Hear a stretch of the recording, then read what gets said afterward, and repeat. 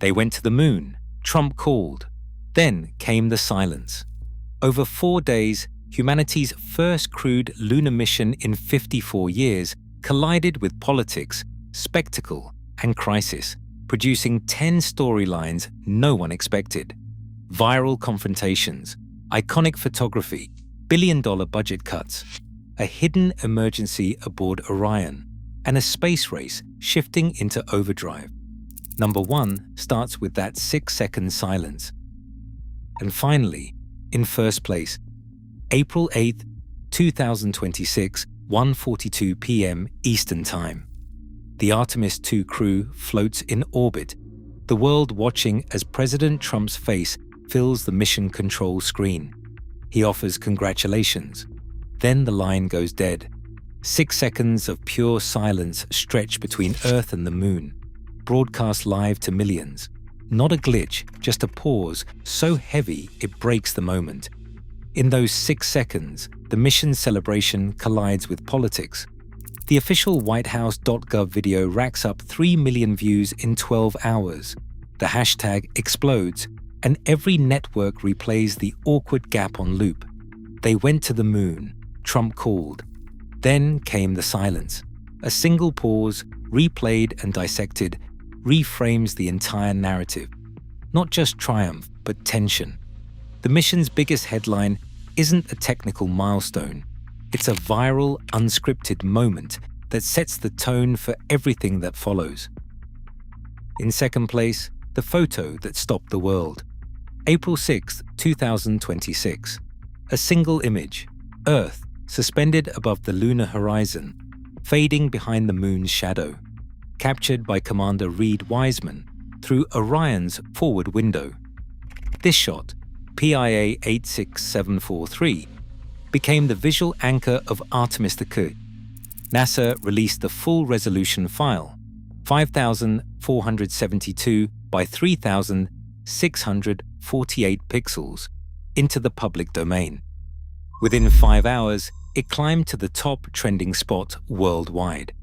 The metadata tells its own story, date-stamped, crew credited, instantly shared and downloaded millions of times. The official NASA caption called it a mirror of Apollo 8's Earthrise, but this time the world set behind the moon, not rising. Suddenly, politics and budgets faded, replaced by a sense of OW. For a moment, the mission was not about rivalry or risk, but about perspective. The image reached every corner of the globe, unfiltered, a reminder of what's at stake and what's possible when humanity looks home from the edge of deep space. Third on our list, Elon Musk's X post lights a fuse under the lunar race. At 18:15 UTC on April 8, 2026, Musk sends out a simple line. One day, we will be out there among the stars. In less than 24 hours, his message racks up 1.4 million likes. The timing is no accident. Just as Artemis II's photos go viral, Musk pivots the spotlight to private ambition. SpaceX releases a press note hinting at a new moon city target. Not 2030, but 2028. Suddenly, the conversation shifts. The story is not just NASA's return to the moon. It is a contest driven by influencer momentum and accelerated timelines. For the commercial space sector, the race is on. Number 4.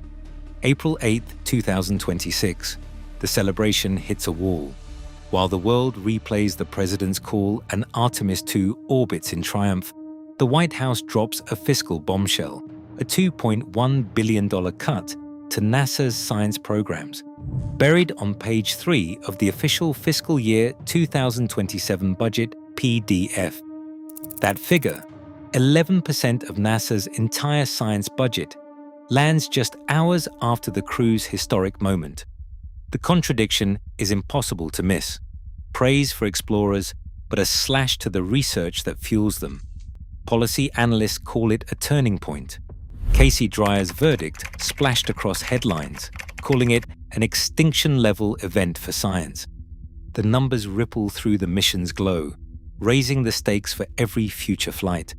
Applause in orbit, but on the ground, the foundation cracks. Number 5. Two very different calls from two world leaders. While President Trump's words to the Artemis II crew echoed through a 6-second silence, Canada's response hit a different note entirely.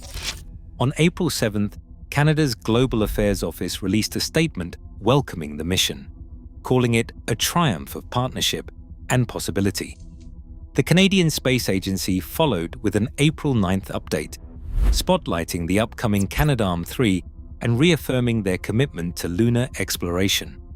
Then, as splashdown neared, the Prime Minister's message landed with pride, gratitude, and an open invitation for future collaboration. No awkward pauses, no tension, just steady support and a reminder that Artemis II is more than a flag. It's a shared step into the future. In a moment when the world watched for rivalry, Canada doubled down on alliance. Number 6. China throws down the gauntlet. On April 7th, Beijing confirms a full-duration static fire of the Long March 10's YF-100K main engine, an 84-second test that vaults their crewed lunar rocket months ahead of schedule. Hours later, the Chang'e 7 mission window quietly leaps from 2028 to early 2026. No delays, no ambiguity, just a new launch date aimed straight at the lunar South Pole. SpaceX's Jared Isaacman put it bluntly, the clock is running months, not years. As Artemis II orbits home, the race is not just symbolic, it is accelerating, and the stakes have never been clearer. Number 7. The leak nobody talked about. Just after midnight on April 7th, a pressure drop flashes across Orion's oxidizer telemetry. The reading was -1.5 psi at mission, elapsed time 12 seconds. Flight controllers spotted it, diagnosed it, and shut the valve in under 4 minutes. NASA's official line was that it was a minor anomaly and no threat to the crew. But the flight director's infographic told the real story. A 13-minute re-entry window now had a 30-second safety buffer and only 0.3 meters per second delta for to spare. One valve, one leak, and the margin for error shrinks. The crew never lost attitude control, but the fix locked them into a single shot at splashdown. Under the celebration, a technical risk ran silent, contained but never quite erased. The mission's triumph was now balanced on a thread of engineering and timing. Number 8. April 9th, 2026, 0104, Coordinated Universal Time. Inside Orion, 147,337 miles from Earth, the crew sits in the blue-gray hush of their final morning in deep space. There is no speech, no bravado, just a silent embrace caught by the cabin camera. 4 astronauts holding onto each other as the planet hangs in the distance. The telemetry flashes the number, 147,000 miles, farther than any human has traveled in half a century. For 20 seconds, the footage rolls in near silence, broken only by a 3-second acoustic slide. Charlie Crockett's Livin' Free played under a provisional clearance flag. The moment is raw, unscripted, and almost did not make it to air. NASA's legal team scrambled for a last-minute sign-off from 30 Tigers and Crockett Music, with the final sync license still pending as the clip went viral. On this last morning, the mission scale becomes personal. A quiet ritual, a distant home, and a reminder that every second, every note carries its own weight, both human and legal, before the world tunes in for splashdown. Number 9. April 10th, 2026, 8:07 p.m. Pacific Time. The final act unfolds over the Pacific, just west of San Diego, as Orion's heat shield punches through blackout and the clock hits 0. 3 minutes of radio silence end at 8:04 p.m. And then the world holds its breath for the parachute sequence. Drogue chutes, main chutes, and that last slow drift to the water. Navy divers on the USS John P. Merthyr brace for recovery. The ship's manifest reading like a roll call from Apollo's glory days. Recovery specialists, flight surgeon, NASA liaison, all standing by. The capsule splashes down at 140 degrees west, right on target. This is the proof. After risk, after silence, after the long arc from lunar orbit, 4 astronauts return alive. First humans near the moon in 54 years, back home safe. Number 10. The voices that brought Artemis II back down to Earth. On April 9th, the crew faced the press for the first time since splashdown. 18 questions, 1 room, and the weight of a world watching. Victor Glover did not reach for grandstanding. He looked straight ahead and said it plainly. We live on a fragile planet in the vacuum of space. The words landed with the force of a warning and a promise. Christina Koch, quiet in her own corner, described the view from Orion's window. She spoke of seeing Earth as a blue and white marble, floating alone, and the sense of responsibility that came with it. The crew kept circling back to science, how every relay, every experiment, every data packet was a step for all of us, not just the 4 names on the flight suit.